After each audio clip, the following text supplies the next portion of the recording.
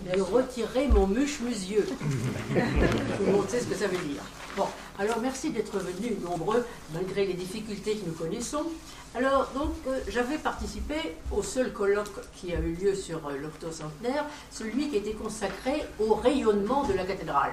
C'est-à-dire qu'il ne s'agit pas du tout pour moi d'ajouter quelque chose à la description de la cathédrale, j'en serais bien incapable, mais donc il est question de voir ce qu'on a pu dire, ce qu'on a pu, les sentiments qu'on a pu ressentir, les craintes, là, devant la cathédrale, mais pour une période précise quand même si elle dure un siècle, 1850-1950, donc pendant ce siècle-là. Donc je reprends donc mon texte simplement d'une manière un petit peu plus apaisée et surtout en profitant des lectures de quelqu'un dont le Picard est infiniment plus naturel que le mien, à savoir Laurent Deville. Donc je reprends tout simplement ma communication. Et donc je disais que à cette époque-là, 1850-1950, Amiens n'avait pas eu pour célébrer sa cathédrale des grands écrivains tels que Hugo, Huysmans ou Péguy. Bon. Mais elle a exercé sur les esprits un rayonnement intérieur qui n'a cessé de se manifester à travers la plume de fervents picards qui étaient attachés à leur terroir, à leur langue et à leur cathédrale. Donc dans cette période d'abord prospère, 1850, et puis troublée par les deux guerres. Cette période, 1850-1950, a vu aussi l'essor des sociétés savantes de la région qui constituent mon fonds documentaire, à savoir, dans l'ordre chronologique de leur apparition, l'Académie des sciences, lettres et arts d'Amiens, dont je fais partie, la Société des antiquaires de Picardie, SAP, et les Rosati Picard, qui malheureusement n'existent plus, mais qui ont eu un développement et un prestige tout à fait considérable, et dont il subsiste quelquefois, enfin une petite centaine de plaquettes de ces Rosati. Donc je vous propose un rapide survol de ces témoignages littéraires, émouvants, parfois humoristiques, en 3 parties, que je résume ainsi: contempler la cathédrale, trembler pour la cathédrale, sourire devant la cathédrale. Le rayonnement de la cathédrale fut cependant magnifiquement évoqué par un Picard que personne ne lit plus aujourd'hui et qui s'appelle Fernand Coé, mais je crois que madame avait retenu le titre que j'avais donné. Ce livre de Fernand Coé, préfacé par Macorlan, est intitulé « Aux 4 vents de la Picardie ». Il est tout à fait intéressant. En effet, en une dizaine de pages, l'auteur montre comment se situe la cathédrale dans la pensée et le cœur des Picards, et il la définit, je cite, comme la plus heureuse réussite du gothique. Mais il déplore que Notre-Dame n'existe littéralement que par Ruskin et Proust. Toutefois, il ne manque pas de signaler dans le même chapitre le rôle capital de la monographie de Georges Durand, dont la renommée certes dépasse l'enjeu local, mais qui se rattache pour les conditions de production aux sociétés savantes dont j'ai parlé, donc, et précisément la SAP. Alors, cet ouvrage, bon, alors je ne l'ai pas apporté, mais je suis chez moi, mais il est trop lourd. Il existe cependant un abrégé de cette monographie qui est extrêmement précis et qui date de 1904 et qui fait environ 200 à 300 pages. Donc, celui-là, je pense qu'on peut le trouver. Bon, Georges Durand. Alors, donc, je commence par contempler la Picardie. Aujourd'hui, donc en 2020. Alors, en 1920, le 7e centenaire fut célébré, évidemment, mais sobrement, car on sortait à peine de la guerre. Cependant, la Société des antiquaires organisa une exposition, et nous pouvons rêver en consultant le riche catalogue qui subsiste de cette manifestation. Ce catalogue, alors là je cite, c'est une notice des tableaux, dessins, estampes, sculptures, objets d'art, livres et manuscrits, fin de citation, exposés où? Au musée de Picardie évidemment, dans ce magnifique pavillon Maignan-la-Rivière qui est maintenant très visible depuis les travaux. Et cette exposition était donc du 21 juin au 22 juillet 1920, donc un mois. À cette occasion, l'Académie proposa 3 communications, malheureusement non publiées. Tout n'est pas publié, vous le savez. Voici seulement le nom des auteurs et les thèmes traités que rapporte le bref compte-rendu qui en est fait dans le tome 63 1924, de nos mémoires. Charles Lamy est le premier de ces trois académiciens. Il évoqua le rôle de la musique dans la célébration du centenaire. Il y a eu évidemment des concerts, tout même des messes, je pense. Octave Torel commenta le catalogue et loua particulièrement les dessins à la mine de plomb d'un artiste dénommé Agotti, ainsi que, signe étant, les grands clichés photographiques de Romanet et Duvette. Quant à Pierre Dubois, le troisième de ces académiciens, il parla de poésie et termina sa communication en lisant 3 sonnets de Gaston Chantrieux à la louange de Notre-Dame, autre picardisant. Je voudrais quand même ajouter que dans ce catalogue, donc que j'ai apporté, il est quelque part par ici, voilà, dans ce catalogue, à la fin, donc, vous avez une rubrique intitulée « Publications diverses », avec la mention poésie, bon, elle n'avait quand même pas la plus belle part, et dans la demi-douzaine de poètes cités, je note avec bonheur la présence de Louis Servat, déjà célèbre à l'époque, et dont je parlais tout à l'heure. Louis Servat, vous savez, c'était son pseudonyme pour Vasseur, qui était notaire, je crois, à Ailly-sur-Noix. Voilà. Donc, commençons par contempler la cathédrale, guidée par nos poètes, qui s'expriment selon les moments et les auditoires, en français ou en picard. Donc, je commence par un poème en français, composé par Léon Duvauchel, au seuil de son recueil de 1902, qui s'appelait « Poème de Picardie ». À la fin de ce long poème, consacré aux ortillonnages, Duvauchel termine en faisant littéralement apparaître Notre-Dame à la fin du chemin. C'est dans votre livret le texte 1, et je remercie donc le service de l'agent Picard qui a permis la reproduction des documents. Regardez devant vous, vers le soleil couchant, entre les peupliers, bien au-dessus du saule, semblant se dégager des branches qu'elle frôle. Voici qu'émerge, grise à ce nouveau tournant, sainte des eaux, ou nef au galbe surprenant, dans l'ombre où tout se fond et se désaccentue, montrant pour vous guider sa fine pointe aiguë, dédoublant son profil dans les flots tremblotants, tour, abside, transept, pinacle, arc-boutant, triomphante, nimbée aux rougeurs vespérales, Notre-Dame d'Amiens, reine des cathédrales.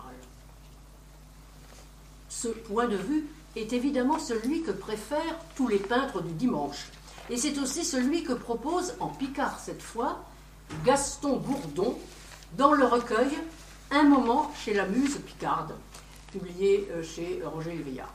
Ce poème est daté d'avril 1925 et il a obtenu à son auteur la Rose d'argent au concours des Rosati de Paris.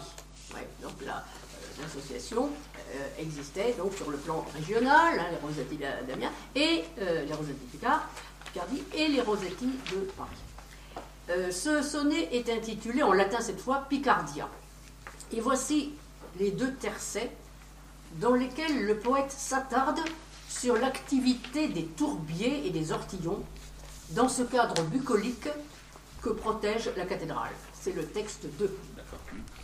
Bronu, chez Troubier, il foute le chemaré chez un trail. Il fouette avec le loucher de grande breque à chez un taille. Cependant, copan des mottes, chez femme, il monte le royer. D'un chez Zab, chez aux yeux, cante plein raverdi. Et d'âge ciel, où le prière s'invole à chaque couplet, Serdrèche, Labo, cathédrale, jouer de nos Picardie. Voilà. Donc, on a ce même mouvement final avec l'envolée du verbe Sdrèche. Mais cette fois, la cathédrale se détache non pas sur un fond végétal, mais sur tout un monde de travailleurs aux prises avec la terre elle-même. Alors, il y a un autre poème aussi qui n'est pas dans votre livret, mais que j'ai voulu vous présenter, parce que là, la cathédrale va aussi apparaître, mais d'une manière théâtrale, comme dans un théâtre. Et vous allez voir donc, ce poème de Robert Dourlan. Et justement, j'essaie de savoir qui est ce Robert Dourlan. personne, apparemment, on me dit, on le connaît, mais on ne voit pas. Mais j'ai trouvé quelque part qu'il habitait rue Pocky, dans une lettre qu'il a dû envoyer à mon beau-père. Enfin, je ne sais pas où est l'œuvre de Robert Dourlan. En tout cas, il me semble assez intéressant. Et voilà le poème. Alors lui, il s'adresse aux peintres, ceux qu'il appelle les penturlureux, les peintres. Voilà. Je viens de le découvrir aussi il y a quelques minutes. Chez l'eau qui fait convenir d'un nos Amiens, les amis. Chez l'eau, tu le bord de la Somme, offrez vibrer vos palettes. Feu vire nous cathédrale, à le frectem du matin, pas de ça chez Zab, de Sport, ou se repose chez Péniche, apparaître tout doucement comme derrière un écran. Et puis monter, je premier, à eux, à le flec, Saint-Caudriche, c'est son coq. Et puis quand le soleil joue, faisant un grand rond d'or chaque soir qu'on vient de l'embracher, chez l'eau, un vrai féerie. Ah, qu'elle est belle dans le somme, chez un vieux décor. Content, j'arrête ma souffle, croyant prolonger une vie. Voilà. Il est comme frappé. On l'a découvert ensemble. Hein, il est frappé. Bon. Alors, donc, il y a aussi le rôle de protectrice attribué à la cathédrale, le rôle de muse aussi, d'aspiratrice, dans le poème liminaire de Colette, qui est Colette, c'est un poème picard, assez abondant, de Gaston Chantrieux. Alors, ce poème, ce texte, c'est pas un roman, enfin, c'est un poème et un roman, bon, il est un petit peu grandiloquent. Bon, il est écrit en 1926, en alexandrin, bon, et il évoque la cathédrale avec beaucoup d'images, beaucoup d'effets sonores, sur un ton souvent mélodramatique. Voici la fin, c'est le texte 3, et là je peux dire, quand c'est français, je dirai l'ouvrier, malgré tout triomphant, le courage obstiné du père et de l'enfant. Assise dans les eaux du Rieux qui soupire, Notre-Dame d'Amiens que ton œuvre m'inspire. Et, puisque de partout tu cherches mon regard, donne-moi des accents dignes du sol picard. Donc, vous voyez ici, c'est le début, l'invocation à la muse, on avait déjà chez Homère, évidemment. Donc, il se situe dans la tradition. Donc, puisque de partout, vous voyez, puisque de partout, c'est une remarque que l'on trouve assez souvent, le fait qu'on voit la cathédrale de très loin à la ronde. Tout à l'heure, nous y reviendrons dans un moment un peu plus dramatique, si vous voulez. Mais ici, il y a cet élément qu'on trouve dans des guides de voyage. Alors, il devait y avoir un colloque, d'ailleurs, je pense, sur les guides, les guides, les brochures, j'ai entendu dire que le sujet en avait été évoqué, parce qu'effectivement, c'est un sujet assez intéressant, vu qu'il y en a des quantités, peut-être 20, 30, je ne sais pas, enfin, qui se sont succédés, et ils ne sont pas tous cités, ni loués. Bon. Et il y en a un qui est toujours oublié, justement, je l'ai apporté, je crois, oui, enfin, il y en a deux du même, c'est d'un dénommé qui est un juriste, hein, c'est-à-dire que c'est quelqu'un de l'académie, mais qui n'est pas du tout spécialiste de l'art, ni de l'histoire. Mais cependant, il connaît sa cathédrale et il en parle d'une manière énergique et convaincue, et convaincante peut-être pas. Bon, alors, dans cette petite ouvrage, Amiens, donc, vous avez donc une mise en valeur de la cathédrale, et aussi des conseils qu'il donne, en disant qu'il y a des points de vue selon qu'on arrive du nord, du sud, etc. Bon. Donc, il s'agit de monsieur, je ne vais pas trouver son prénom d'ailleurs, c'est dommage, Belmer, monsieur Belmer, qui, l'ouvrage a été loué à sa sortie, mais ensuite on a cessé de le dénigrer, car il a le tort de rejeter ostensiblement tous les éléments post-gothiques, et notamment tous les éléments baroques que vous connaissez. En revanche, il développe de façon très suggestive les différentes manières d'aborder la cathédrale selon les points cardinaux. En 3 pages, je vous les recommande. Bon. Un autre grand amoureux de la cathédrale est lui aussi picardisant, et Léon Goudalier, dont nous avions parlé à l'Académie il y a 3 mois, je crois. Léon Goudalier note dès 1905, dans la plaquette publiée par les Rosati, que, je cite, « La cathédrale est une fête pour les yeux », citant lui-même sa source, qui est l'abbé Boucher, et sa communication faite à l'Académie en 1903. Alors, vous voyez, il y a tout un mouvement de point de vue pour voir la cathédrale, etc. Mais venons-en maintenant à Édouard David et à la manière dont il vibre, on va dire, devant la cathédrale. Alors, lui aussi présente souvent la cathédrale comme une divinité tutélaire, protégeant tout un peuple de travailleurs qui s'agite à ses pieds. Telle est l'image d'Épinal, qui est sans doute fondée historiquement, mais certainement très appuyée depuis l'époque romantique chez nos auteurs et dans les attentes du public. Cette omniprésence des humbles au pied du monument dans les représentations est souvent rapprochée du rôle qui fut celui du peuple dans l'édification de la cathédrale. On a beaucoup insisté sur le thème « Amiens, cathédrale du peuple », comme le suggère Huysmans dans une comparaison avec Chartres. Et alors là, je vais faire un petit écart, je n'avais pas du tout parlé de ce point-là, parce que moi-même je suis certes picarde déplacé, mais enfin, je suis de Chartres, d'Orléans. Bon. Et voilà, dans Huysmans, 1895, donc c'est un essai, on pourrait dire, parce que ce n'est pas un roman, mais il y a un personnage central qui est une sorte d'esthète, bon, et qui va passer du temps aux abords de la cathédrale de Chartres, et il est amené à faire des comparaisons entre Chartres et Amiens, à propos de l'imagerie des deux cathédrales. Et voilà ce qu'il dit, et qui est tout à notre honneur, je pense. Je cite la cathédrale. Donc, tout bien considéré, se disait Durtal, c'est le fameux héros, cette statuaire de la cathédrale de la Picardie est plus explicite, plus complète, plus variée, plus éloquente même que celle de la basilique de la Beauce. Ça, c'est une périphrase pour désigner Chartres. Outre, alors là, il va l'expliquer. Outre que l'imagier inconnu qui la créa était doué d'une finesse d'observation, d'une bonhomie, d'une verve persuasive et décidée, il possédait en su un je ne sais quoi de plus singulier et de plus noble. Puis, ces tableaux ne se confinaient pas dans la reproduction de 2 ou 3 personnages, mais souvent, il mettait en scène de grouillantes foules où chaque homme, chaque enfant, chaque femme différait par son individualité, par ses traits personnels, tranchait par son air à part, tant la réalité de ses figures était nette et intense. Voilà pour notre pourtour du cœur, je pense. Donc, ça, c'est donc l'opinion d'Huysmans. Mais Émile Malle et Michelet ont aussi leur part, je crois, dans cette façon de comprendre les premiers moments de la cathédrale. Mais je laisse aux historiens la tâche de faire la part de la légende dans cette épineuse question du rôle du peuple dans l'érection de l'édifice.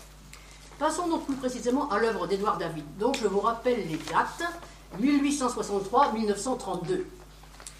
Et donc, venons-en à son lien viscéral avec Notre-Dame. Cet auteur, injustement oublié aujourd'hui, était né dans le quartier Saint-Leu, précisément rue de la Barrette. Elle n'existe plus maintenant. Ou plutôt, je pense que le nom même n'existe plus, mais le tracé doit survivre dans une petite vedette. Fils d'un ouvrier tisseur, il devint par la suite typographe, et puis employé et chef de service à la préfecture. Vous voyez, ascension exemplaire. Devenu célèbre par son talent littéraire et membre des 3 sociétés savantes de l'époque, il ne cessa de chanter les ombres et les lumières de son petit monde picard. Contes, chansons, pièces de théâtre, notamment pour marionnettes, poèmes se succèdent dans une langue picarde que d'aucuns jugent trop apprêtée, mais qui est tout simplement poétique. Voyons donc maintenant plus précisément comment s'exprime dans son œuvre son amour pour la cathédrale. Cet attachement est très précoce, car le jeune garçon fut de bonne heure enfant de chœur à la cathédrale. En effet, sa belle voix l'avait fait distinguer parmi les autres enfants du quartier, comme le rapporte Pierre Garnier. Page 12. En effet, pour connaître un peu Édouard David, il faut se référer au seul ouvrage qui existe et que nous a donné Pierre Garnier. Donc, heureusement, il a été réédité à La Vague Verte 2006. Il est ici. Donc, c'est une présentation de toute l'œuvre, mais l'œuvre étant immense, c'est évidemment peu. Il faudrait quelque chose de beaucoup plus développé. Peut-être que cela viendra un jour. Alors, là, ce que rapporte Pierre Garnier, en fait, il cite un passage qui correspond à un récit d'un de ses camarades de jeu, du jeune Édouard David, qui s'appelle Nénès Joligat. Donc vous l'avez dans votre texte. Au bout de 7 à 8 mois, raconte Nénès Joligat, un ancien compagnon de jeu, nous étions devenus aussi malins que les autres. On allait à la messe tous les matins, la messe du chapitre des chanoines. Quand on avait chanté la messe, on servait celle des chanoines. Chaudouer, petit Édouard, hein, c'était Monsieur Deschamps, c'est lui, Édouard David, et moi, Monsieur Postel. On se les gardait bien tous les deux, parce qu'il donnait 2 sous à chaque fois. Plus tard, il a pu écrire quelque chose sur la cathédrale. Il a assez couru dedans, dans tous les coins. Donc, il explique, hein, et ça, c'est le récit donc, qui nous est rapporté par Carnet, il explique qu'il avait une connaissance intime de la cathédrale, puisqu'il y allait tous les jours, tous les matins, par toutes les saisons, etc. Voilà. Donc, c'est l'origine de sa familiarité avec l'édifice. Toute son œuvre, en effet, est parsemée d'allusions à la cathédrale. C'est en quelque sorte le phare de son univers. En voici 2 exemples. Dans Chez Ortillonnage, qui est un recueil de poèmes qui exalte ces fameux jardins sur l'eau où s'affairent les familles à toute heure du jour, il évoque par exemple le moment de l'Angélus, c'est le 5e chant. Alors pour les Ortillonnages, il y a évidemment l'ouvrage d'origine, bon, et il y a eu justement là une reprise, il y a une réédition par les éditions Ancrage que vous connaissez, donc ça permet d'avoir le texte même ainsi qu'une traduction récente, facile. Il y a également dans cet ouvrage Chez Lazare, c'est-à-dire une autre œuvre qui s'attarde sur les malheureux qui hantent ce quartier de Saint-Leu. Donc, dans les Ortillonnages, on suit les habitants à différents moments de la journée, et ces moments sont scandés par l'Angélus, bien sûr. Alors, voilà l'Angélus, c'est le 5e chant, texte 4. Alors, quand de stocker de la cathédrale, sdéa que je grand midi, qui déviroule ses sons, et si vibrant et si sonore, que chez frisson il scoute tous chez arbres, qui se raccachent à la tourette. Quand du vieux clocher c'est vraiment du grandiloquent, hein. Du clocher de la cathédrale s'arrache le grand midi, qui déroule ses sons, si vibrants, si sonores, que des frissons secouent tous les arbres qui se cachent tour à tour à la tourette. 10e chant, c'est celui du coucher du soleil. Alors là, c'est l'illumination de la cathédrale, que le poète développe en une somptueuse évocation de son embrasement. C'est le texte 5. Lueur, albuc sur chez tour imblayeuse de Notre-Dame, rougissant chaque clocheton, puis reflétant sur chez moisons de jetons, chez 1001 colores de grandes rosaces, et cheveux qui se propagent, y gandent, tout d'un l'espace. La lueur frappe les orgueilleuses tours de Notre-Dame, rougissant chaque clocheton, puis reflétant sur les maisons du don les 1000 couleurs de la grande rosace, et le feu se propage et gagne tout l'espace. Autre exemple tiré cette fois de Marie Chrétienne. Alors Marie Chrétienne, c'est un très grand poème qui n'a pas eu la chance d'avoir une réédition. Bon, et c'est une malheureuse fille qui est un peu le souffre-douleur du quartier. Et je me rappelle, je suis assez émue, je n'avais pas du tout prévu de le dire, mais je pense à Françoise Rose, parce qu'elle avait monté Marie Chrétienne dans le quartier. Et à l'époque, donc c'était mon mari qui avait assuré une partie de la mise en scène avec Jacques Auvet, et moi-même j'étais figurante, si vous voulez, et donc c'était dans le quartier Saint-Leu. On avait recréé, enfin ressuscité pour un soir seulement, cette histoire, parce qu'à la fin, cette malheureuse Marie Chrétienne, qui est une sorte de simplette, oui, eh bien, elle est plus ou moins martyrisée, et elle va se jeter dans un trou à la citadelle. Voilà. Bon, mais il y a une autre histoire aussi, bon, c'est celle de Ninoche, également très mélodramatique, où la malheureuse, cette fois, ne se jette pas dans un fossé de la citadelle, mais se jette dans l'eau à la Haute-Oie. Et là, la légende est qu'il y a un endroit avec de beaux arbres, une sorte de petite île, un tourbillon, c'est là que Ninoche se serait jeté. Et Ninoche, en fait, vous pouvez retrouver Ninoche chez les brocanteurs et les bouquinistes, parce que Ninoche avait eu la chance d'être traduite par Geoffroy Asselin de l'Académie. Bon. Et illustrée par Gérard Caron. Voilà, pour Ninoche. J'aurais pu le prendre. Donc, j'en reviens... là, c'est une vraie story. J'en reviens à l'épisode du marché sur l'eau, oui, dans Marie Chrétienne. Marie Chrétienne, donc, évidemment, on parle du marché sur l'eau, qui était ce matin très agréable encore. Et au pied de la cathédrale, oui, ce marché qui est très animé, eh bien, il est comme veillé, il y a une présence supérieure et bienveillante qui est la cathédrale elle-même. Bon. Donc voilà cette présentation pittoresque du marché sur l'eau au pied de la cathédrale, dont les statues, c'est là l'invention, l'imagination du poète, les statues semblent effrayées par les querelles et les discussions des marchands, qui évidemment se disputent comme des marchands de tapis. Page 69 dans Marie Chrétienne, dans la grande édition. Et donc, et tout chaud. Et tout chaud grouille, Vaux vient sans s'arrêter. Mais, Hurluc, patrouille, chaque état tortillonne. J'ai un tel miracle que là. Micmac. J'ai tel micmac, oui. J'ai tel micmac que là, sur le trône, à cathédrale touché saint et Bobby muchte le tête, implorant paradis. Oui, c'est très drôle. Hein. 4e chant de Marie Chrétienne. Mais c'est à la fin de sa carrière que l'hommage à la cathédrale va s'épanouir avec 2 ouvrages. D'abord, l'œuvre de l'église cathédrale d'Amiens, vous voyez ce titre un peu solennel, l'œuvre de l'église cathédrale d'Amiens, sonnée en patois picard, avec 12 compositions, des gravures, de Jean de Franqueville, qui a été édité à Paris. Voilà. Puis, dans une moindre mesure, on retrouve cette présence de la cathédrale dans une œuvre moins connue, qui s'appelle Maillette, et qui a eu une réédition en 1970. Maillette, alors ne confondez pas Maillette, Marie Chrétienne, et il y a aussi Mariette, et c'est compliqué. Enfin là, c'est Maillette. Maillette, il y a un 2e titre, c'est Chef-d'œuvre de Schlintaieux, c'est-à-dire le sculpteur. Donc, ici, vous l'avez, donc la réédition, avec une traduction.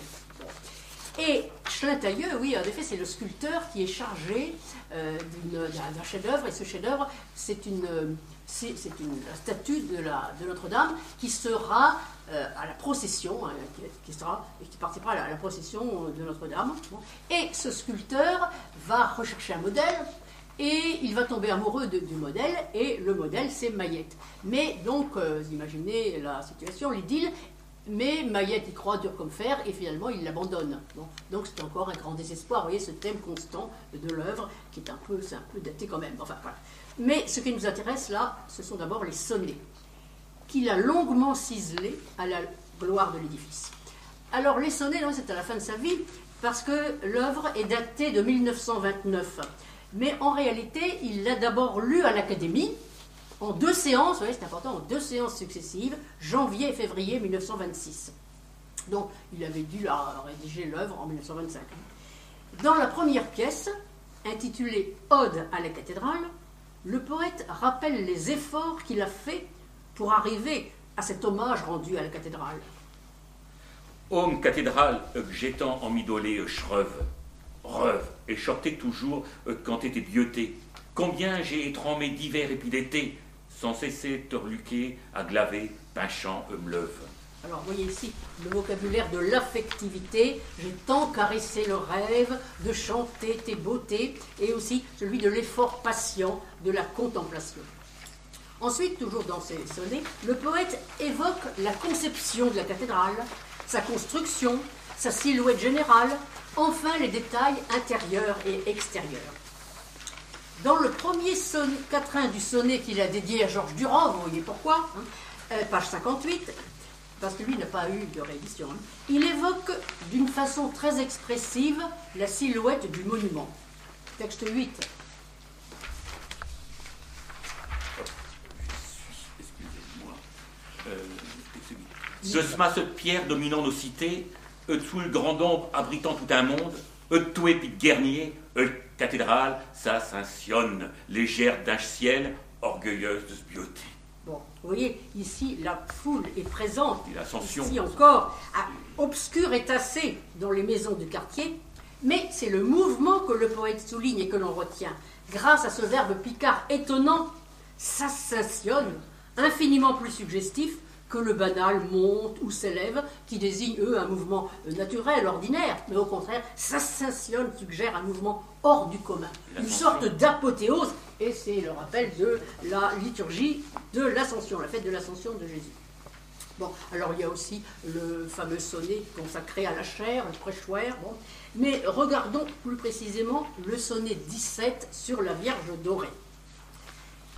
Non, c'est pas non, ça va pas. Alors, c'est un sonnet qu'il a dédié à son épouse. Il a dédié à son épouse et il sublime de manière touchante son amour pour sa propre mère. En effet, le poète a raconté dans un texte qui est absolument inédit, qui s'appelle « Les petits mois de Marie », mais auquel Pierre Garnier fait allusion dans sa petite brochure. Donc, il raconte comment fusionnaient dans son regard d'enfant les traits de Marie et ceux de sa mère. Parce que sa mère l'avait eu alors qu'elle était déjà âgée. Enfin, il était le dernier, il était le tardillon, donc il était le 9e, je crois, de la famille. Et elle était vieillie, et évidemment, il va voir, il imagine sa mère jeune derrière la Vierge dorée, si vous voulez. Voilà ce qu'il dit. Cette beauté, cette jeunesse que je n'entrevoyais pas dans les traits vieillis de ma mère, que je n'entrevoyais, dans les traits vieillis de ma mère, qu'à travers le prisme de l'illusion, mon âme d'enfant allait les chercher, les trouver dans celle de la bonne dame. Elle m'apparaissait non pas comme une statue, mais comme une réalité vivante. Voilà. Alors, j'avais prévu sur le petit dossier de vous faire reproduire la carte postale consacrée justement à la Vierge dorée. Alors, j'ai retrouvé la série, donc il y a eu des cartes postales en héliogravure qui ont été à l'époque, pour l'époque, vendues. Et voilà pour la Vierge dorée. Alors, je pense que vous avez quand même le texte, mais vous n'avez pas l'ensemble et vous n'avez pas la bonne épouse, par exemple. Là. Et elle Vierge dorée, et surtout, vous n'avez pas la traduction qui est due à un de nos confrères de l'Académie, Henri Bétoir. Bon, c'est une traduction. Donc, on va lire, et la traduction, il y a une sottise un peu dans la traduction, vous la trouverez peut-être. Allez, le Picard. Voilà. Tenant sur ce poitrain de bel enfant Jésus, le Vierge dorée, le douche vierge, le boucriouer, pour l'armusée, bonne mère amidoloer, l'idit des contes, tous pubieux, pirétus. Heureux, schmoucron, ces jolis brotindus, vos frères à bec, pour que ce mère à l'histoire, quelques histoires, comme il s'en compte à le faire, devant que je veux puis vient, je t'y promets ses us. Et le vierge, contente de céder à ce prière, à l'idylle canchon, grand-mère à poussière, qui indore d'elle Saint Jésus, tous d'amour. Cante, bonne mère, cante, puis n'a un point chez gendarme de jgueux de Pilate, garde trop tôt var au jour où, vierge meurdrie, à cieux chéron tes larmes. Voilà. Donc, vous voyez ici comment le sonnet exprime cette dévotion à ces deux mères, et retenons la présentation simple et naïve de cette mère caressante. Caressante, c'est le sens du mot amidoloire. Alors, je ne sais pas si c'est du bon authentique picard, mais enfin, on comprend bien. Et aussi, cette vierge à la bouche rieuse, le picard dit rioire. Et cette maman donc accepte de chanter pour son fils, et à la surprise du lecteur, elle endort l'enfant en lui chantant le fameux poème que connaît tout picardisant, Grand-mère à poussière, composé par David lui-même, et vous le savez, mis en musique par Paul Bulot. Voilà, bon, pour Grand-mère à poussière. Bon, mais pour en finir avec ce sonnet, le poète qui a si souvent servi la messe, comme nous l'avons dit, sait très bien comment se termine l'histoire. C'est pourquoi, quittant le temps de la berceuse, il s'adresse à Marie et se met à prophétiser, quand, bonne mère, car n'int un point chez gendarme de jgueux de Pilate, car tantôt var jour, ou vierge meurdrie, à cieux chercheront tes larmes. Et non pas, alors c'est là que bien, je trouve la maladresse, au sceau, vous voyez, Bétoir, il traduit où, le temps viendra le jour, où vierge meurtrie, au sceau tomberont tes larmes. C'est assaut, c'est une expression proverbiale, là il y a une petite coquille, bon, enfin, c'est tout. Assaut tomberont tes larmes.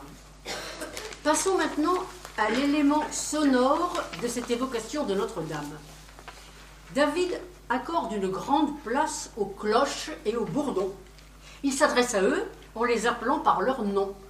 N'oublions pas en effet que David est un homme de théâtre, qui ne se contente pas de décrire, mais parle à ses personnages et nous les fait entendre, ainsi dans le 13e sonnet, page 54. Hardi Marie, bon, oui. Bon. Hardi Marie, vos grosse mérette, vos bajoites chambuc ta caudron, et petit fremande, balance tingron, vaut quitte à balai palfernette.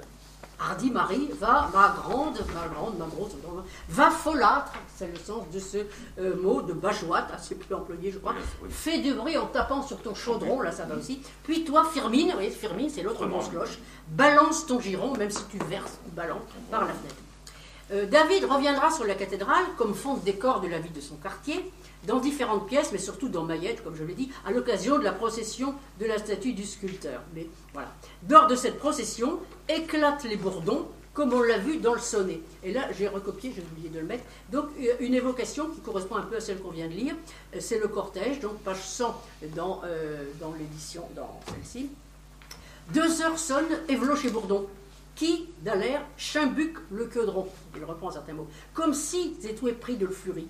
Hardy, vraiment, votre Chotemarie. Tout à l'heure, c'était la grosse mérette, là, c'est Chotemarie. À tout aller, éperdument, et que tout chaque pierre des chemoluments tremble à caribari de basse. Tremble au charivari de vos basses. C'est compliqué, c'est un peu complexe. Hein.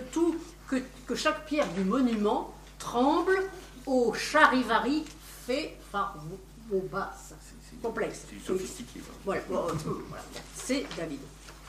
Donc, je termine bientôt ma première partie, oui. L'impression générale donnée par tous ces textes reste celle d'une émotion entraînée par une contemplation de l'édifice à toute heure du jour, de près, de loin et de tous les points de vue.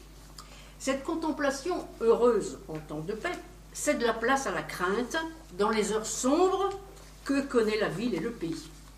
Alors, je pourrais, pour cette seconde partie que je commence maintenant, n'évoquer qu'Édouard David, qui s'est exprimé à ce sujet en 2 beaux poèmes, très difficiles à trouver évidemment. Le premier s'appelle l'Exode et le second le Retour.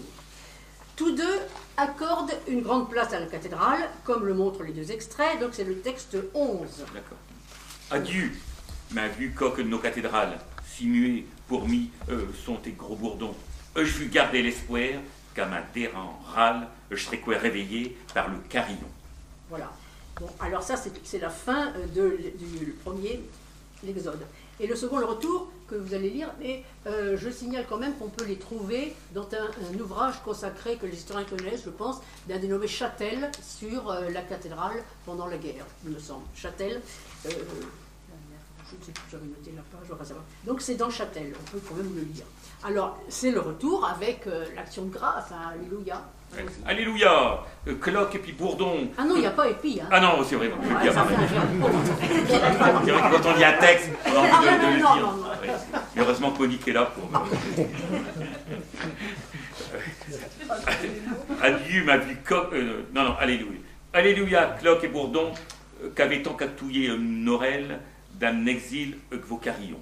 Sonne et fouette un vie sont pareils, que vos sons si doux à tous portés, chez en du de nos cathédrales, sont, souhaitent, par chez mille boucs colportés, alléluia, chez Bosch, il étale. Chez Bosch. Oh, ah non, parce que chez Bosch, ça fait un petit trop. Chez Bosch, il étale. C'est plus fort. Hein. Alors, maintenant, on va changer de ton. C'est un auteur encore moins connu que David que je vais maintenant emprunter un récit émouvant. Récit de guerre, ou plutôt récit de retour de guerre. Claude de Santeul, dans son discours de réception à notre académie, va évoquer un moment tout à fait étrange. Ce discours, il l'a d'abord intitulé « Le charme picard », parce que lui aussi, de Santeul, n'était pas picard, mais il est devenu amoureux de la Picardie, et il raconte dans cette communication la manière dont il a été peu à peu séduit par la Picardie. Bon. Et ce texte que je vais vous lire, il est en français, bien sûr, Santeul ne parle pas picard. Santeul raconte qu'en tant qu'officier, à la fin de la guerre, il est chargé de ramener à Amiens un détachement de 600 picards, rescapés de l'armée d'Orient. Le détachement se trouve à Ham. Les voitures manquent, alors on se résout à faire le voyage à pied. Tout va bien au début, mais des embouteillages se produisent aux environs de Boves. Et voici ce qui se passe non loin du bois de Jantel. Là, vous ne l'avez pas dans le livret. Tout semblait se remettre en ordre lorsqu'à la hauteur du bois de Jantel, j'entendis des cris qui semblaient provenir de la tête du détachement, cris qui dégénérèrent bientôt en large rumeur. Je pris le galop, à cheval, et me mis en devoir de doubler la colonne Opération rendue assez difficile par le fait qu'un camp de coulis chinois bordant le chemin avait été alerté par le bruit et augmentait encore le tumulte. Les clameurs devenant plus fortes, les hommes marchant devant moi se mirent à courir vers les autres, qui criaient toujours. Je commençais à craindre un accident grave, lorsqu'à la sortie du bois de Gentel, ou plutôt de ce qui en restait, les exclamations se précisèrent. Je compris alors, à mon grand étonnement, que les poilus acclamaient la cathédrale qui venait d'apparaître au coude de la route. La nouvelle passant de bouche en bouche, les derniers hommes se mirent à courir et en quelques instants la colonne, qui formait un ruban de près d'1 kilomètre, se trouva massée sur le haut de la descente vers Longeau. Ce fut alors un formidable hurrah. La vue était inoubliable. Devant nous, sous le ciel gris, dominant Amiens tassé à ses pieds, l'immense vaisseau, sa flèche érigée comme un mât, venait de surgir à l'horizon. Sculptée dans la brume, aérienne, légère, elle semblait flotter dans l'espace comme une nef de miracle. Fin de citation. Et Santeul, qui a des lettres, ne manque pas d'évoquer l'épisode narré par Xénophon, avec le fameux cri « Thalassa », la mer, poussée par les soldats grecs qui revenaient eux aussi d'Orient. La mer était pour les Grecs le retour à la vie, pour les Picards, la cathédrale, c'était la vie qui renaissait. Et j'ai trouvé aussi quelque chose d'un peu analogue, peut-être moins théâtral, moins émouvant, dans une notation, enfin un texte dactylographié que j'ai trouvé dans les affaires de mon beau-père, qui est dû à une historienne de l'art qui est connue, je pense, un peu Amiens, qui s'appelle Louise Lefrançois Pillon. C'est ça, oui, je crois que c'est Louise Lefrançois, voilà. C'est ça, Fillon ou Pillon? Louise Lefrançois Pillon, voilà, un de ses multiples guides, là, et Picard d'adoption également, dans une conférence qu'elle a faite à Paris le 19 février 1922, elle raconte, cette Louise Lefrançois, comment apparaît la cathédrale au détour du chemin. Donc elle-même, elle a fait cette expérience dans un autre cadre, je la cite. Et tout à coup, au milieu de cet appareil guerrier, à un détour du chemin, au-dessus d'un petit bois, nous apparut à l'horizon, comme suspendue entre ciel et terre, comme aérienne toute blanche, la cathédrale, semblant offrir à l'assaillant sa base imposante et cependant si fragile et désarmée. Au choc que je ressentis alors, je compris que la cathédrale d'Amiens, c'était désormais pour moi l'image même de la patrie, de la petite et de la grande patrie. Voilà, Louise Lefrançois Pillon dans le même sens.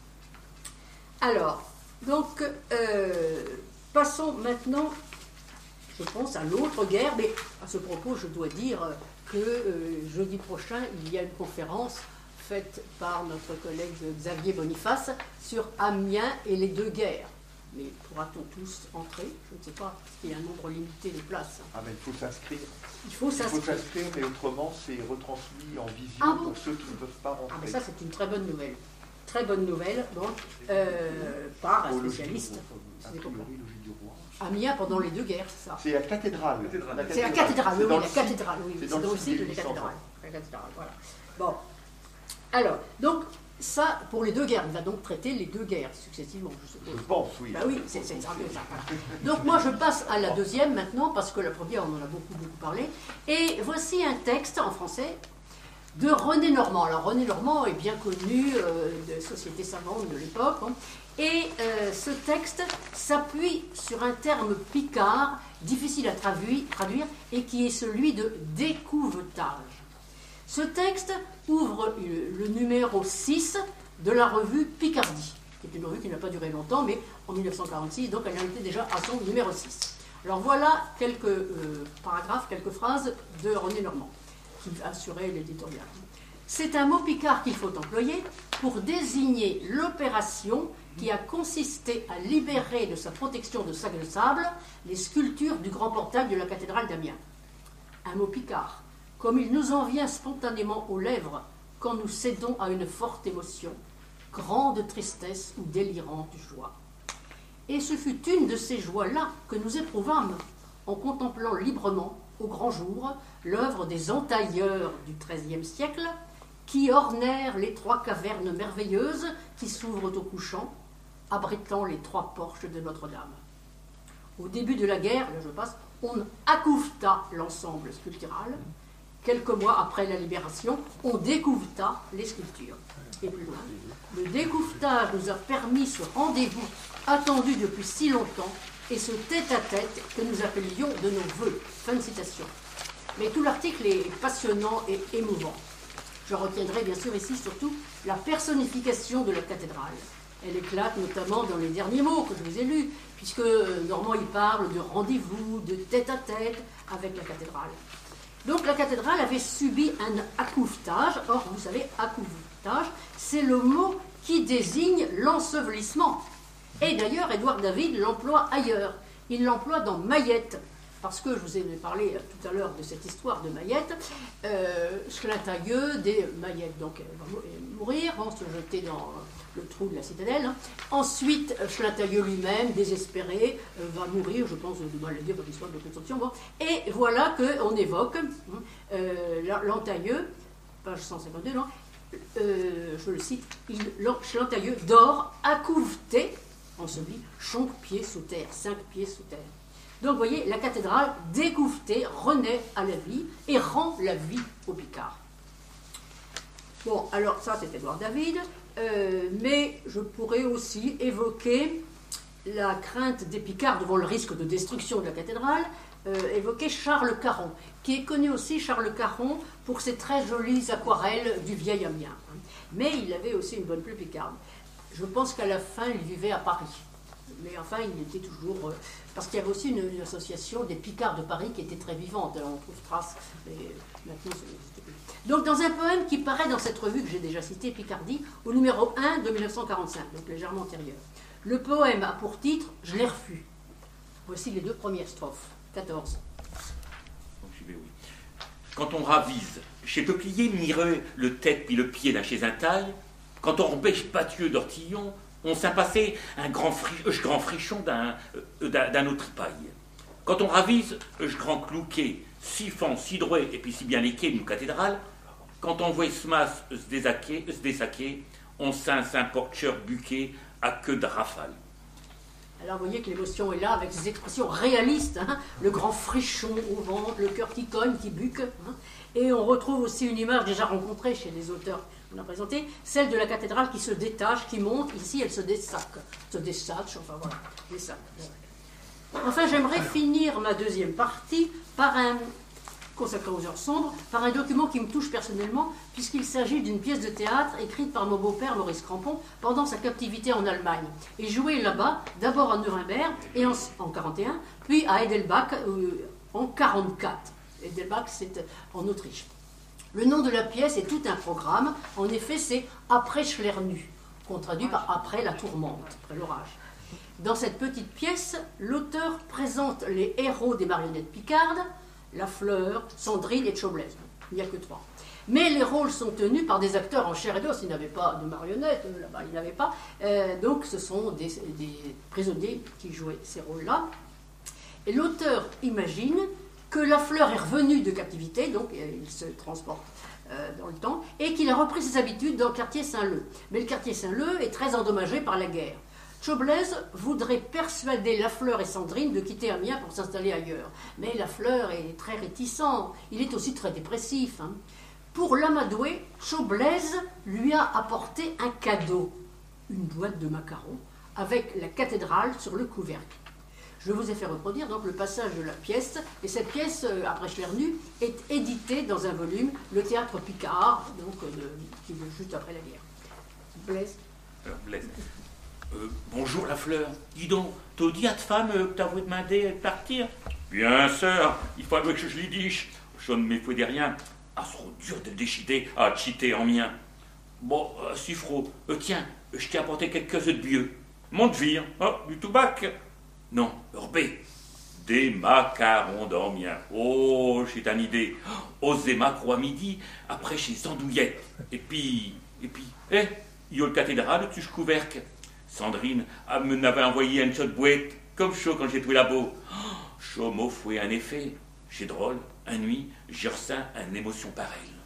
Voilà, ouais, c'est un passage très émouvant. J'avais expliqué aux journalistes qui étaient venus nous interviewer, et je lui avais dit que c'était un peu comme de la Madeleine de Proust. Je crois qu'il l'avait écrit dans le JDA, mais ça vient de cette affaire-là. Bon, c'est vrai que c'est très émouvant. Et c'est assez étrange aussi, parce que dans la correspondance que j'ai gardée de mon beau-père, qui écrivait à sa femme, donc ma belle-mère, il y a trace aussi d'un paquet, d'un colis, le fameux colis avec la liste de confiserie. Ce ne sont pas des macarons. De toute façon, je ne fais pas la réclame pour Trogneux non plus, ne croyez pas. Ma référence, c'est la maison. Non, c'est la maison de Gand. Parce que j'ai retrouvé une vieille boîte de Gand, et c'est Broutin qui avait pris la succession. Donc, j'ai des sources. Voilà. Donc, livre de Gand.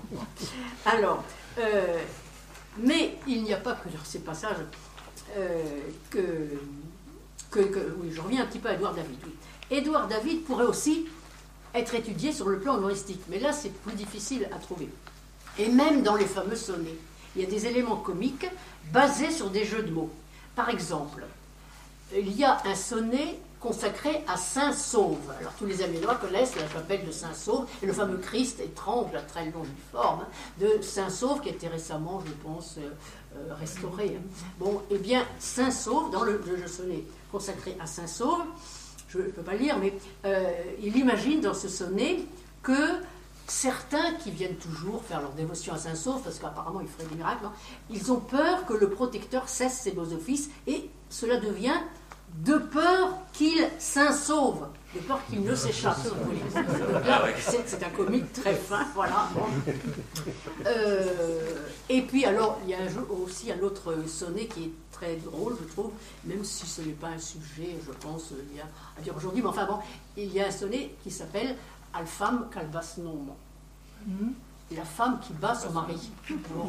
Et alors celui-là, il est très drôle parce que la femme est terriblement hargneuse et elle le bat beaucoup plus que lui, mais j'en parlerai un autre jour parce que ça sera pour moi à l'occasion de montrer comment il a réussi dans certains textes à associer le picard et le latin d'église, les termes liturgiques. Bon, je n'en dis pas plus, mais donc là, il y a de l'humour, même dans ce très solennel ouvrage sur la cathédrale. Bon, alors, donc, la verve picard, bien sûr, on l'a ailleurs que chez David. Par exemple, vous connaissez tous, là j'attaque ma troisième partie, les chansons des années 1900. Par exemple, vous connaissez tous Emmanuel Bourgeois, qui était de Vers-sur-Selle. Mais on trouve aussi un élément de caricature et de chanson, d'humour, donc, dans des thèmes aussi sérieux que celui de l'hommage à la cathédrale. En fait, cette veine humoristique qu'on trouve parfois ne ridiculise pas la cathédrale, mais elle ridiculise les excès de certains de ses admirateurs, et principalement les Anglais. Considérons donc la chanson de Sorva, qui est Vasseur, que j'ai citée plus haut. Bon. Cette chanson, qui s'appelle Al Cathédrale, a été composée en 1902. Elle comporte 12 couplets sur l'air du Bois de Boulogne. Oui, à l'époque, on composait sur des chansons, sur des mélodies qui avaient été déjà chantées à Paris depuis longtemps. Donc, 12 couplets. Elle propose une visite qu'on pourrait dire classique, avec les points suivants. D'abord, l'intérêt universel du monument, ses concepteurs, sa silhouette générale, et puis les détails intérieurs et extérieurs. Regardons de plus près le troisième couplet. Aux arrivées. Aux arrivées, page grand parvis, vous v'lot, tout est bebi. Gageons qu'on n'irait sans peine pour un et semaine si on voulait vire un détail chez les sculptures de ce grand portal qui sont dessous chez tour colossale de la cathédrale. Voilà, de cathédrale qui revient. Je sais pas. Il faudrait le chanter. Est-ce que non, je ne sais pas canter. Mais si, il y en a qui savent canter. Hein. Il n'y a pas de canteur. Ah, il ne sait pas canter, M. McDermott, non? Oui. Mais si, il me semble qu'une fois, il y a quelqu'un. On a l'impression qu'il sait canter, je t'oublie. Oui, mais alors il doit chanter. Il ne veut pas chanter? Il ne veut pas? Non, il ne veut pas. Ce serait une belle collaboration. Ah oui, c'est. Tirot après. Hein. J'ai jamais su chanter. Oh, ben le acheteur. Al Cathédrale, mais si, vous savez bien. Allez-y. Personne ne va le faire. Alors. Ah ben, oui. Michel Godard. Michel Godard. Allons-y. C'est quelqu'un d'important. Il n'y a pas le micro. Non. Il a eu la bouche, Tom. Je ne sais plus. Il ne sait plus le texte. Mais, ça commence aux arrivées par Jean Parby. Vous voulez déjà tout est bébé. Ah ben, C'est là où vous savez le Non, canter. oui, mais non, mon accent n'est pas bon. Non, Mais si. Non, non, il y a le ton, mais non, le ton ne fait pas tout, il y a l'accent, c'est inné. Oh. C'est inné. Alors Michel, non. Non. Bon, ça fait rien. Bon. Bon, enfin, donc, je reviens sur un mot, oui, c'est ébebi. Vous arrivez par je reviens, vous voulez dire tout ébebi. Alors, est-ce un mot picard, est-ce un mot français? Pour moi, c'est un mot ancien du français. Oui, c'est Ébobi. Ébobi, c'est Bobby. Ah non, ébobi, je crois bien qu'il est dans Molière, non? Oui, c'est Ah, quand c'est on un est mot Bobby, c'est ancien. quoi? Ah, Oh, mais c'est pas un mot picard. Ébebi ou ébobi. Trois syllabes. Ébobi. Alors, cette émotion, créée par la hauteur de l'édifice, avec chétour colossal, et aussi par l'abondance des statues du portail. Cette émotion culmine au 12e couplet, c'est le dernier, avec la fierté d'être picard devant ce monument unique au monde. Et la suite nous l'a bien montré qu'il était unique au monde. Allez. je le dis là. Oui, allez. Chez Nash Parfond, Drieruschker. Non. On pourrait être fier d'être picard. Ah, on pourrait être fier d'être picard. On n'arrougirait jamais. Car Nachement tout entier, on parle de nos cathédrales. Voilà. Hein. Mais parmi les éléments particuliers exaltés dans les divers couplets figure bien entendu l'enfant pleureur, Sbreyeux. C'est le couplet 10. Alors là, couplet 10. Chez Nash Parfond, Drieruschker, qu'au trouvarez, je l'enflamme pleureur. Blessé, il faut que je vous prévienne, il a mis tous chienches. Par outre qu'un jour, un milord, il n'a offert 5 pots et un or. C'est bien pour ça que je vous le signale, d'un cathédrale. Voilà. Mais Louis Sorva ne s'arrête pas là et il compose une autre chanson sur Sbreyeux en se demandant pourquoi il pleure. Et voici le premier couplet de cette nouvelle chanson de Sorva. Johann Joen, tout nu, 5 mises à cathédrale, Drieruschker. Je l'ai mis propre dans une église. On l'appelle l'enfant pleureur. Il est à cul nu, tu une pierre, d'un main arrachant ses cavieux, mais que main qui s'étrangle de brère, on ne le sait point, je suis curieux. Et le dernier couplet ne lève pas le mystère. Vous suivez? Le couplet 8, c'est ça? Oui, et le dernier couplet avec Touchot. Ah oui, voilà. Avec Touchot, je ne sais mi quoi. Pour quelle raison que monsieur Blessé, il est sculpté un ange pour le faire brère sur un rue cacat in passé. Ça va? Ah, pour la prof de sur latin. un requiescat in passé. Ouais, voilà. Mais attention, il faut bien dire passé et pas paché ni paquet, parce qu'il faut que ça rime avec Blessé. Avec Blessé. Ah oui. Qu'il a Luco, c'est toi un brave homme, ôté sur main d'âge paradis, pourquoi qu'un ange blairoué un somme, je n'y comprends rien, que je vous dis. Voilà. Donc, on appréciera évidemment dans cette chanson le dialogue très vivant entre l'auteur et les visiteurs éventuels, ainsi que sa faute modestie de Gloria. En effet, l'auteur, Sorva, c'est-à-dire Vasseur, sait parfaitement ce qu'il en est des circonstances de production de l'œuvre, mais il affecte de n'en rien savoir et préfère cultiver le mystère en mêlant de façon comique le latin d'église, prononcé bien sûr, passé et blessé. David traita aussi de manière comparable l'ange pleureur dans son sonnet, qui est à la page 70, l'ange pleureur, dont voici le début. Je ne l'ai pas mis, non. Alors c'était, je ne l'ai pas mis. Aurais-tu fait quelque faire dragne, bel ange, que tu brais à queudron? Aurais-tu fait quelque sottise, bel ange, puisque tu brais, tu pleures à chaudron? Voilà. Le style est tout théâtral. Bon. Alors, il y a aussi une autre chanson que je voulais vous faire lire, mais alors celle-là, je voudrais bien qu'on me dise qui est cet Henri Cosette. Ce n'est pas celui de la rue, sans date, donc vous en lirez une partie de cette chanson dans le livret 19, vous l'avez, 19.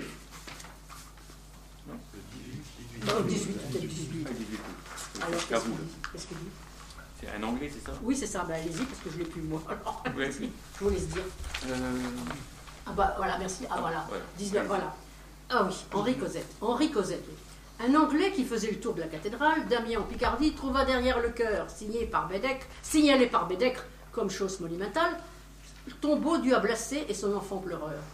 Cet enfant que l'on voit assis sur une bière et qui doit avoir bien froid à son petit derrière. Et l'Anglois qui passa, aussitôt sans se gêner, se mit à l'interviewer. « Ah oh, dit l'insulaire, je constate ton peine, pauvre Bobby. Pourquoi pleurer comme tu fais ? Certainement, c'est pas ta culotte qui te gêne, car tu me parais assez confort en ton complet. » Donc Henri Cosette, mais qui est ce Henri Cosette? Je ne sais pas. Voilà. Bon. Et puis, donc, ensuite, oui, une autre, le dernier texte, je pense, qui est un peu en dehors de ma période, parce que j'ai dit que je m'arrêtais en 1950, or là je pense que c'est un peu après. C'est un extrait d'une petite scénette composée par mon beau-père et qui s'appelle « La farce El Farche Brayeux » et il fait de la fleur un guide à la cathédrale. C'est le texte 20. Alors là, celui-là, il est en retard. 19, pardon. 19. Jbrieux, c'est Orge pleureur, Jbrieux. Hein, voilà. Stide. Ah non alors, ce n'est déjà assez de faire jour du quai métier. Vire des touristes qui ne s'intéressent à rien, qui cafouillent à nos appareils à photographier, ou bien à des cartes postales, pendant que je me lapide à le montrer. Spiodu, Vierge dorée ou chez Stahl. Et puis, ils ont l'air tous ce cheveux à le dessus. Il y en a qui me demandent de le voir vivre. Touche mon humain en 10 minutes. C'est plus facile quand on fait de la fleur. Hein. Alors, quittons Brayeux quand même pour une autre légende de la cathédrale, racontée de façon humoristique, alors par quelqu'un qui est quand même connu. Bon, c'est Eugène Regnault, qui fut pendant 50 ans sacristain guide à la cathédrale. Ouais, tout le monde parle de Macré, mais lui, Regnault, bon. Et il était un photographe assez fameux dans le lien. C'était donc un très bon photographe. Certains de ses clichés figurent dans la fameuse notice de la cathédrale des antiquaires. Donc voilà. Alors, sur l'air, il est donc l'auteur d'un petit poème sur l'air du Bois de Boulogne encore, Boulogne, bon, et ça se trouve dans la revue Picardie, dont j'ai parlé tout à l'heure, numéro 2, 47-48. Bon, Ashki Paroué. Ah, ouais, non. Ashki Paroué, qu'on se bâtit chez Fondation sur pilotis, et puis qu'à l'entour, on s'y promène comme dans le plan. Même que chez Suisse et puis chez Bédieux, ils vont pêcher un battieux, écoutez, des requins, des baleines colossales, au-dessous de cathédrale. C'est vrai Alors, attendez. Alors, ces mêmes légendes furent exposées et réfutées de manière rigoureuse par un des contemporains de Regnault, à savoir Octave Torel, dans Bulletin de la Société des Antiquaires de Picardie, tome 25, etc. Bon, il y a aussi la légende du beau Dieu, etc. Donc, ouais, c'est très amusant. Alors, fini. Oui, alors, je n'ai pas résisté au plaisir de vous faire lire, ah non, c'est en français, enfin, on verra, la dernière pièce est probablement plus tardive, elle est d'après 50, c'est sûr, qui est due à Jacques Brandicourt. Alors, Jacques Brandicourt, certains parmi vous ont entendu parler de lui, il était libraire, rue Millevoie, non, rue de Noyon, pardon, rue de Noyon, le libraire rue de Noyon, oui, Jacques Brandicourt, et alors il écrivait partout, je pense qu'il a aussi composé quelque chose lorsqu'il y a eu l'histoire de la maison de verre. Donc, c'était pénible d'avoir une cathédrale, je ne sais pas quoi, enfin, et avec des refrains très drôles. Il prenait parti et il était très, très, très amusant. Et c'est une petite scénette, donc l'auteur déplore le mauvais état de l'édifice, parce qu'il y a des pigeons. Et cela donne lieu à une comédie qu'on jugerait un peu facile, mais dans laquelle affleurent les réalités amiénoises de l'époque, dont, vous le verrez, la célébrité de Jules Verne et l'importance de la ligne de tramway. Ah ben si, c'est du français. Non, c'est vous. Ah, c'est à moi. J'ai travaillé. J'ai perdu. C'est travaillé. Alors voilà, Jacques Brandicourt, Pigeon vol, scénette inédite, extrait. Le gardien, c'est le gardien, lui et elle. Je peux faire. Ah ben alors, si vous avez... Vous allez faire le gardien, moi je fais le gardien. Bon. Évidemment, des petits accidents comme celui-là sont regrettables, mais il ne faut pas vous plaindre. Oh, si vous étiez à la place d'Évrard de Fouillois... Évrard de Fouillois? Oui, Évrard de Fouillois. C'est un évêque d'Amiens. Oh, il est mort depuis un certain temps d'ailleurs. Son tombeau est dans la grande nef. Tenez, là-bas. Il est étendu de tout son long. Qu'est-ce qu'il prend tous les jours, le malheureux? Si ça continue comme ça, on le retrouvera 20 000 lieues sous les... Enfin, passons. Mais si vous ne voulez pas subir le même sort, vous feriez mieux de ne pas rester ici. Vous êtes juste sous la ligne Madeleine-Saint-Pierre. La ligne Madeleine-Saint-Pierre? Oui, les pigeons aiment beaucoup aller de la statue de Sainte-Madeleine à celle de Saint-Pierre là-bas. Oh, ils ont bien sûr d'autres lignes, mais celle-là est la plus fréquentée. Bon, alors, c'est la fin de cette petite excursion. Bon, alors, quelle conclusion tirer de cet amour de la cathédrale qui ne s'est jamais démenti pendant cette période de 1850-1850? Alors, cet amour s'est manifesté de façon touffue, vivace, utilisant tous les moyens d'expression, du poème à la pièce de théâtre, en passant par les chansons, sans oublier l'œuvre d'art, comme, n'oubliez pas, les fleurs de lys des stalles, recomposées patiemment par Léon Lamotte. 2000, je crois qu'il a refait, donc parce qu'elles avaient été détruites, donc elles avaient déjà eu il y a eu un premier dommage, je crois pendant la Révolution, puis ça a recommencé, donc il a tout recomposé avec une patience inouïe. Ou encore, alors ça je l'ai appris, l'occasion de Michel, la reliure d'art réalisée par André Cabochette, qui est un artiste plutôt, et qui Cabochette, c'est Cabochette, offerte au pape en 1950. Bon, voilà. Et le Courrier Picard relate ça. Donc on avait offert au pape, il y avait une délégation d'Amiens en 1950, et donc on avait offert quoi donc cette belle reliure d'art qui sans doute représentait la cathédrale, je ne sais pas, de l'Émail ou autre. Et quel était l'ouvrage quand même? Il y avait un ouvrage, il y avait quand même un texte. C'était la monographie de Georges Durand qu'on offrait au pape. Donc nous sommes au Vatican, pas avec l'œuvre de Cabochette. Donc alors cette floraison peut être mise en relation avec l'abondance, la luxuriance de la décoration de la cathédrale à cause des effets de foule tels qu'Huysmans les avait appréciés dans son œuvre La cathédrale. Quant au dialecte picard, loin d'être un obstacle à l'expression de cette émotion, il permet au contraire une fraîcheur de sentiment que David lui-même a théorisé d'une façon très heureuse dans son discours de réception à notre Académie, je le cite. Les mots de notre idiome, surtout métaphoriques, éveillent des images qui rendent les idées plus vives, en donnant aux objets ou aux choses une forme plus sensible, plus tangible. Ils font naître des figures, ils vivent. Voilà. Je vous remercie.